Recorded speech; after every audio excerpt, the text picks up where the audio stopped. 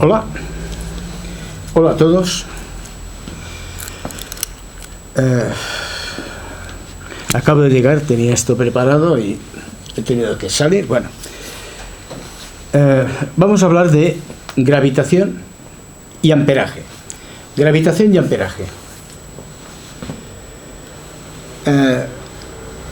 Normalmente, en física convencional no se establece ninguna relación directa entre lo que es gravitación y lo que es amperaje.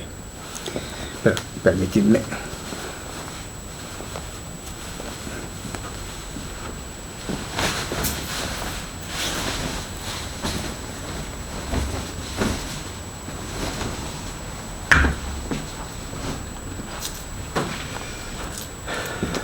A ver, hay un concepto muy importante, unos conceptos fundamentales. Sabéis que yo digo que el tiempo no existe, que el tiempo no es una realidad, que no es una dimensión, y que en cierta manera no. Exactamente, el tiempo es la manifestación de la conciencia humana. O sea, el ser humano a una serie numérica de acontecimientos le da un orden numérico, y esto le permite hacer un relato, una historia, y esto se interpreta como un antes y un después. Pero, por ejemplo, esto lo dejaremos al final. Pero hay un concepto fundamental para poder entender realmente las cosas, y es que si en el inicio del inicio de todas las cosas, llamémosle uno, el todo, llámele Dios, llámele la causa primera, los nombres es lo de menos, lo que importa es el concepto. Y había esta cantidad. Esto es lo que venimos a decir el hamiltoniano total, o dejemos nombres, un valor total. Y entonces esta causa primera se puede dividir en partes, formar cosas, etcétera, pero si solamente había esto, pues sigue habiendo solamente esto. Y si esto es capaz de aumentar, tiene que ser por algún motivo muy especial. Pero lo que yo aquí quiero empezar a resaltar es el concepto que en su momento estableció Emmy Noether. Emmy Noether, la gran física matemática, que fue totalmente subvalorada, por no decir despreciada, ninguneada, casi diría insultada, por ser mujer. Y sin embargo, esta chica era alemana, de ascendencia judía, y tenía una gran capacidad de percepción y de síntesis. Y ella desarrolló lo que posteriormente en físico-matemática es el teorema central, junto con el teorema de Bell y con la relación de dispersión que hablamos el otro día y que volveremos a hablar ahora. Pero ella tuvo la capacidad de ver, de saber decir que si había algo que estaba formado por unas partes, pero que esto era un todo. Yo os traduciré el teorema de Emmy Noether de una forma sencilla, porque aquí estoy hablando para todos, y no solamente para físicos, sino básicamente para todos. Y por lo tanto, según como lo expusiera, no se me entendería.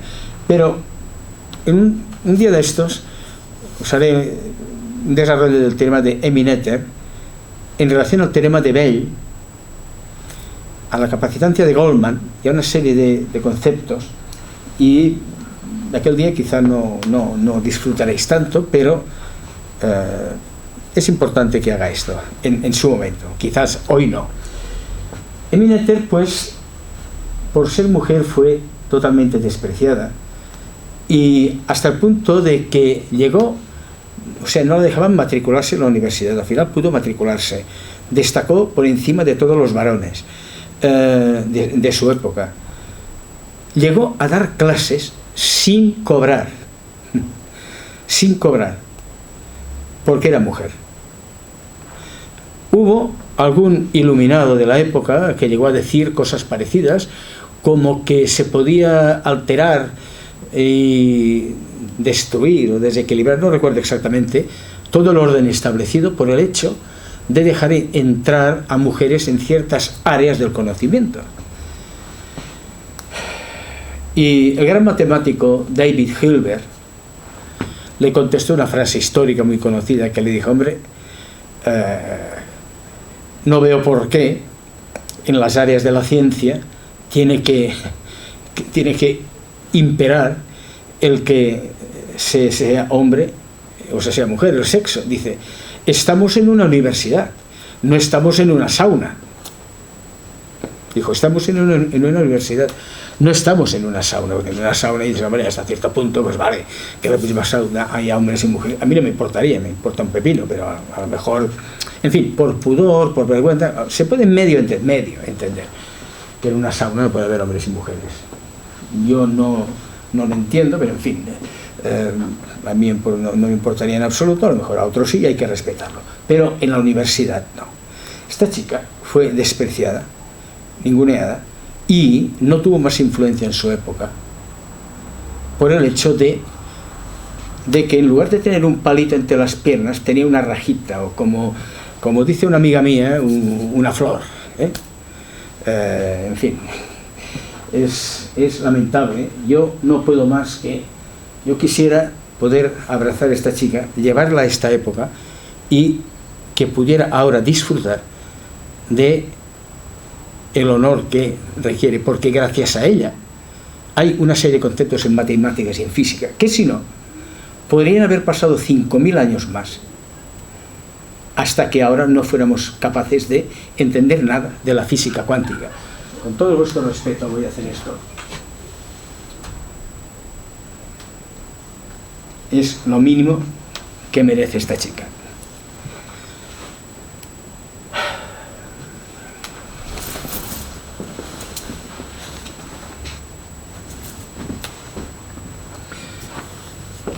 Minater, pues, contribuyó con su capacidad de percepción en saber hacer ver que había un todo y que este todo se mantenía. Ahora veréis, no voy a explicar el teorema de Minater, pero la importancia que esto tiene para cuando lleguemos aquí. Luego, sabéis que yo soy una persona que dice cosas muy extrañas. Acabo de decir antes que el tiempo no existe. Y sabéis también que digo que las partículas no existen, o no existen de la forma que se entiende, que son FECOs, o sea, fenómeno estable COU, o sea, unidades de compactación ondulatoria. Son unidades estables de ondulación, de energía. O sea, la materia es energía estabilizada en unas formas a través de un proceso, y cuando esa energía sale de la materia vuelve a ser energía. Pero el concepto de partícula, lo que están haciendo en el CERN, con todo el respeto y con todo el cariño y sin ánimo de ofender, es perder el tiempo, porque ellos intentan ver la partícula y no lo relacionan con lo que hay aquí, sin pensar que, vamos a ver, cuando una tribu de seres primitivos está en un área, si está en un desierto de arcilla, pues las casas las hacen de arcilla. Si pobre gente no tienen más que hojarasca y ramas, pues las chozas las hacen de ramas. Y si donde están hay solamente piedras, evidentemente las casas y todo lo hacen de piedras porque no tienen nada más. O sea, las cosas se construyen con aquello que tienen a su alrededor. Las partículas solamente se pueden formar de aquello que tienen a su alrededor, y a su alrededor tienen esto, a lo que llamamos volumen. Y los nombres me son igual. Pueden llamar ustedes volumen cuántico, energía oscura, pónganle el nombre, que a mí el nombre no importa, lo que importa es entenderlo. No por poner un nombre, entendemos más. Normalmente los que se dedican a poner nombres no entienden nada, pero ponen nombres. Y dicen: sí, claro, la energía oscura, sí, claro, el teorema de Kirchhoff, vamos a Kirchhoff. Eso es un circuito. Tenemos que hay una diferencia potencial y hay un circuito. Y dice: el conjunto de las cargas alrededor de un circuito es cero. Y viene Andreu y dice: bueno, vamos a ver, la electricidad no va por los cables. Me dirán: hombre, doctor Bacardit, pero a ver, los cables se calientan cuando hay más amperaje, cuando hay menos amperaje, tal. Digo, sí, sí, pero el cable no es una tubería. Vamos a ver si entendemos esto. Imaginad que eso es un cucurucho de helado, puesto boca abajo. Aquí hay un circuito que es el perímetro de este cucurucho. Aquí hay un circuito que es el perímetro. Muy bien, aquí hay una carga, ¿no? Si yo esa carga la quito, el circuito no se cierra, y cuando la quito se cierra, y el total de la electricidad que pasa por todos los, el total es cero, según Kirchhoff. Vale. Ahora veamos cuál es la realidad. Esto es un volumen. Esto es un volumen. Y sí. Por lo tanto, πr2. O sea, vamos a ver. Cuando hay una diferencia de potencial entre este punto, que es, eso es la carga, ¿no? Esto es la carga. Una bombilla, un motor, una nevera, algo que permite cerrar el circuito. Aquí tenemos un cable que es cobre. Aquí estaría el generador, ¿no? Ahí crea una diferencia de potencial, que nadie sabe por qué aparece una diferencia, qué es realmente. Bueno, ahora lo vamos a ver. Y entonces aparece lo que existe, una diferencia de potencial, y se cierra en una carga, ¿no? Muy bien. Y dicen, la diferencia de potencial es el trabajo necesario para llevar una carga del punto A al punto B, ¿no? O sea, cerrar el circuito del punto A al punto B es lo mismo, porque de aquí a aquí no hay diferencia de potencial si eso es un cable, y de aquí a aquí no hay diferencia de potencial, o sea, del punto A al punto B, con independencia del camino recorrido. Y, o sea, es igual que esto venga así, que este cable vaya hasta allí, vuelve y tal. Al final, la diferencia de potencial es igual, porque en realidad la diferencia de potencial es la altura de este cono, el volumen. Y cuanto más se altera este volumen, si este volumen estaba aquí, la diferencia de potencial que la ponéis aquí, es aquí, en perpendicular a este plano, cuanto más alto, más se altera el volumen, el todo, el uno, como decía Emineter. Y por lo tanto, cuanto más se altera el volumen interacciona con los electrones de este cable, y estos electrones están oscilando más o menos según la diferencia de potencial. Si hay una deformación en los tres ejes, aquí estamos en un volumen, pues un eje, los tres ejes euclidianos. Y entonces es como si, imaginaos que tenemos un globo, y este globo está lleno de aire, y yo lo puedo chafar y se estira por un lado, lo chafo por otro, se hincha, pero el volumen total, la cantidad de aire total, es la misma. Yo puedo hacer mucho volumen, mucha diferencia de potencial, y poco πr2, poco amperaje, o puedo hacer poco volumen, y esto ser más grande, pero base por altura será igual que base por altura.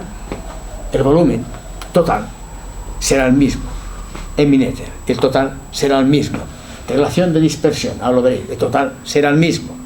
Y al final esto se expresa geométricamente, se puede expresar en un triángulo rectángulo.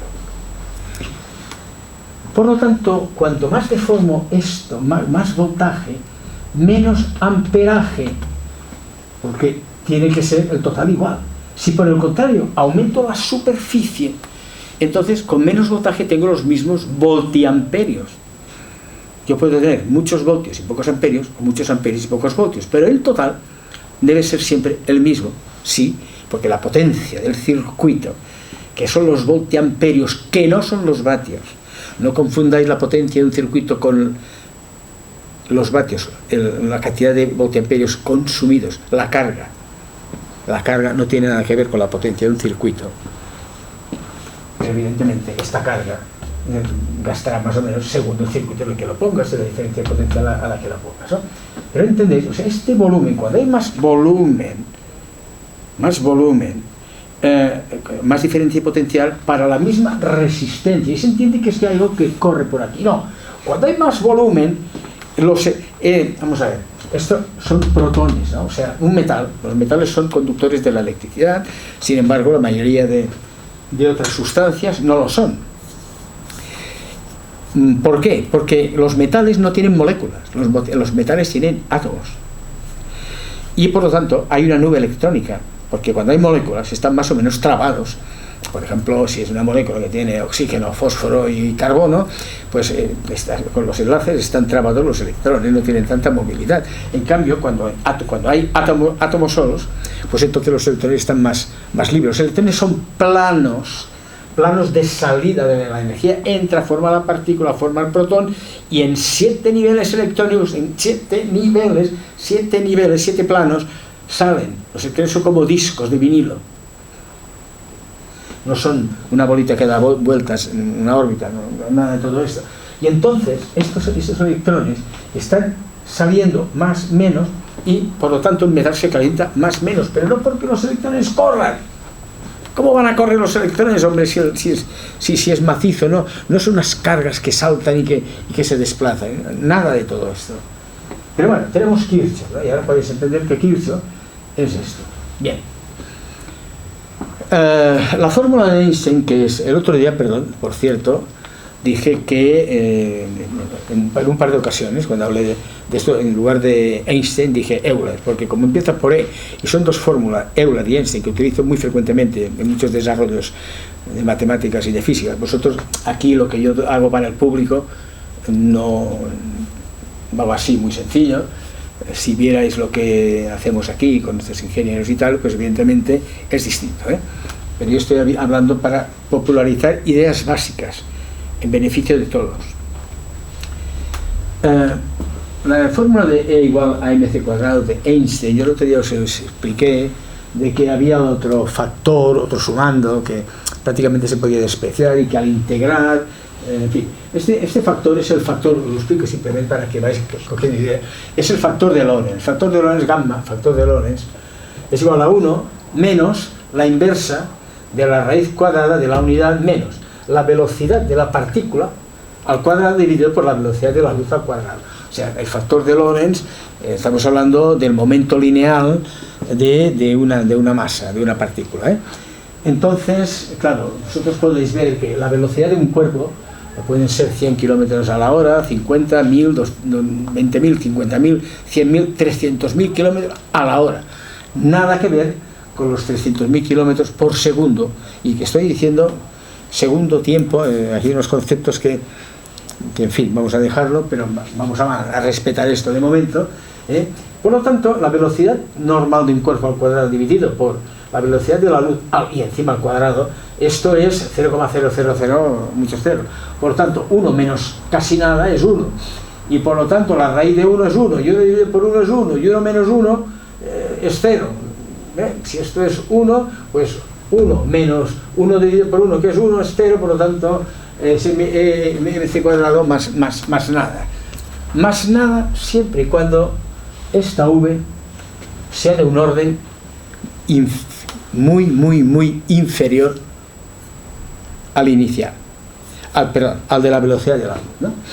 Bueno, dicho esto, vayamos a la relación de dispersión, que dijimos el otro día que la relación de dispersión era la relación entre la velocidad de una partícula y su masa, o sea, que para una masa concreta, en función de la velocidad a la que iba esa partícula, había esta relación entre una y otra.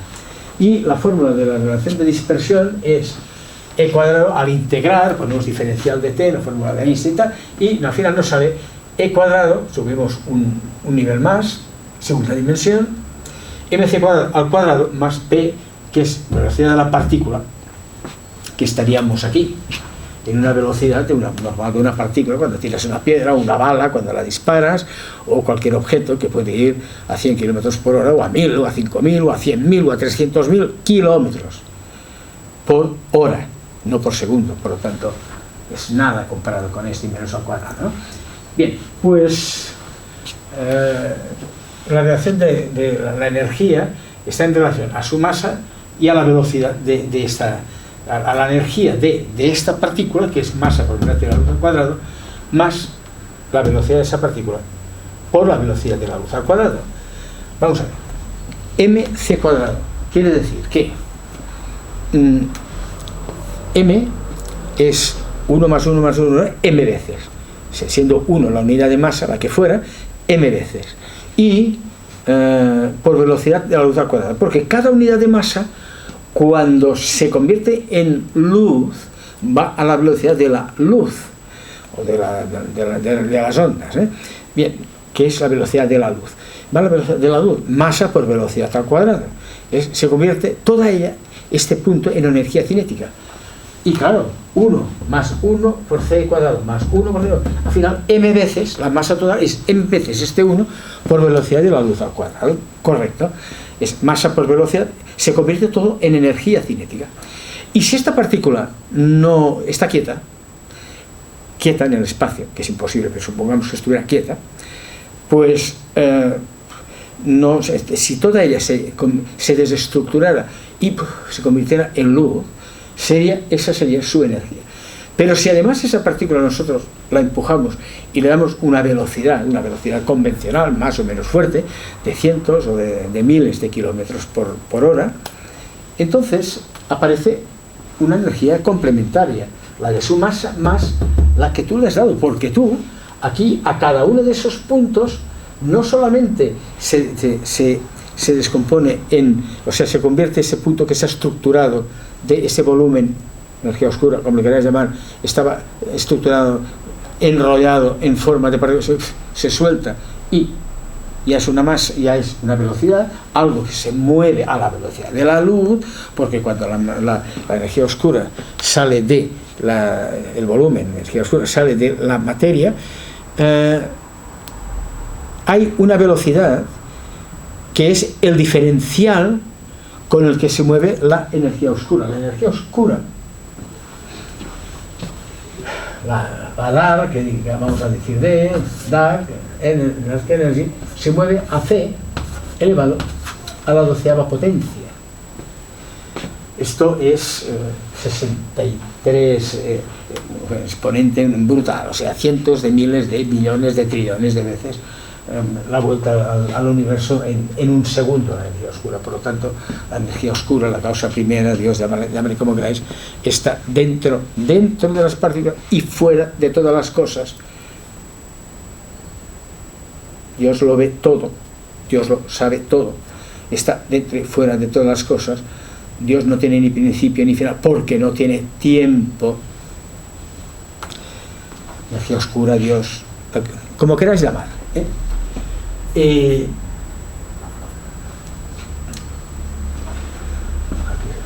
ahora viene por los cerros de Udamar. Entonces, la energía oscura tiene esta velocidad, y cuando forma la partícula, al salir, hay algo que se retrasa o se acelera con respecto a esto y pierde una vez c, el c elevado a 1, una vez c, y es la luz, y entendemos como luz, y solamente es una vez, c elevado a 1, elevado al exponente 1. El resto, la energía oscura sale con esto más a la 12 potencia, o sea, a la 12ª potencia, ¿no? Vamos a ver. Por lo tanto, entra la energía oscura, forma los torbellinos, forma la partícula y sale la energía oscura a C12, y la parte ondulatoria se manifiesta a C1, pero cabalga encima de la energía oscura, pero se aleja de allí de donde ha salido a C1. Por lo tanto, la energía oscura se parte de la materia a C12, pero se aparta de la luz a C11. ¿Vale? Porque claro, es 1 menos. Bien, esto y esto no está en ningún libro de física, Bien, ahora fijaros, y ahora que he dicho esto, fijaros en esta fórmula, que el otro día hubo alguien que no lo entendió, hizo un comentario desafortunado, y por decirlo amablemente, ¿no? Entonces aquí tenemos el total, lo que decía nuestra querida amiga Emmy Noether. Tenemos un total, y la energía es un total. Si esto lo expresamos en forma de triángulo rectángulo, porque evidentemente E al cuadrado es igual a PC cuadrado al cuadrado más MC cuadrado al cuadrado, se puede expresar de esta manera. Aquí tenemos el vector total, el hamiltoniano, llamadle como queráis, es el total, y ese total es inalterable. Y ahora fijaros, yo tengo una partícula que está quieta. Si está quieta, esto sería igual que la hipotenusa. Todo este factor no existiría, porque como está quieta, pues esta velocidad no existiría, ese sumando no existiría, y ese sería igual a mc², el factor de Lorentz. Sería cero absoluto. Bien. Y por lo tanto sería igual a mc², ¿no? Pero si yo soy capaz de mover una partícula, una materia, una nave, a una velocidad significativa con respecto a la luz, que esta P, aunque P sea menor que C, pero P ya tienda a C, aunque solamente sea el 10% de la luz, es bestial. Estamos hablando de 30.000 kilómetros por segundo. Es brutal. Si fuera esto, ¿qué pasaría? Ahora, ¿cómo está esto? Si lo representáis una P, una partícula que se mueve a una velocidad, vamos a decir, 30.000 kilómetros por hora, que esto no es nada, como un asteroide de 50.000, 75.000, 100.000 kilómetros por hora, algunos van a 300.000, y no es nada comparado con la luz, porque son kilómetros por hora, la luz es 300.000, sí, pero por segundo. Bueno, por lo tanto, es así. O sea, esto, realmente ese triángulo, este factor, esto así no, es nada, es que es nada. Por lo tanto, la proyección de esta energía es solamente su masa, porque es igual a efectos prácticos que un asteroide, una piedra, un protón esté casi parado, que vaya a 30.000 kilómetros por hora, o a 100.000 o a 300.000 kilómetros por hora. Bajo el punto de vista, si esta piedra tiene en la cabeza, pues te hará daño, pero bajo el punto de vista de la velocidad de la luz, 30.000 kilómetros por hora comparado con 30.000 kilómetros por segundo no es nada, y menos cuando es al cuadrado, ¿eh? Pero si ya esta P, aun siendo menor que C, porque nunca puede ser menor que C, fueran pues 30.000 kilómetros por segundo, un 10%, entonces esto ya sería pues una cosita así. Esto, ya os dije, es un cono. Para que empecéis a relacionar, digo, Kirchhoff, volumen. Esto, como veis, pues esto tiene que estar aquí en medio, ¿no? Pues este conito, ya, hombre, ya es algo, ¿eh? Este conito ya es algo, aquí ya hay algo. ¿Y qué es algo? Esto es gravitación, mc². Esto es antigravitación. O sea, esto es una velocidad que sale de aquí. Como que eminete, nuestra amiga, como que el total tiene que ser igual. Si yo aumento esto tiene que ser menos. Por lo tanto, esta masa disminuye, porque imperativamente, si yo una partícula que tenía una energía mc², la acelero, como esta partícula está formada por energía oscura que entra, forma unos torbellinos, forma la partícula y sale, si yo acelero esta velocidad de forma significativa, significa que la cantidad de energía oscura entra menos, porque la partícula se le va. Y aunque vaya a C12, la velocidad de relación de entrada y salida es T1. Y por lo tanto, la partícula se hace más pequeña y se hace más grande esto. Por esto se dice, si una materia la aceleráramos, la pusiéramos a una velocidad que de alguna forma fuera parecida a la velocidad de la luz, la materia se inflacionaría. No podría, porque este núcleo vendría un momento que este todo sería igual, pero estaría aquí, la proyección sería así, eso sería inestable, ya no podría la energía oscura mantener la forma de la partícula. ¿Entendéis ahora por qué? Os dicen, y ahí dicen bien, que si intentamos acelerar a un cuerpo a la velocidad de la luz, este cuerpo, por sistemas convencionales, empujando, no de otra manera, y escuchen bien ahora, no de otra manera, este cuerpo no podía ser estable. Pero, fijaros que hemos dicho, aquí hay una masa, y esta masa, para estar esta partícula constituida, tiene que tener energía oscura en los tres ejes y mantener el fenómeno estable Coulomb, lo que en física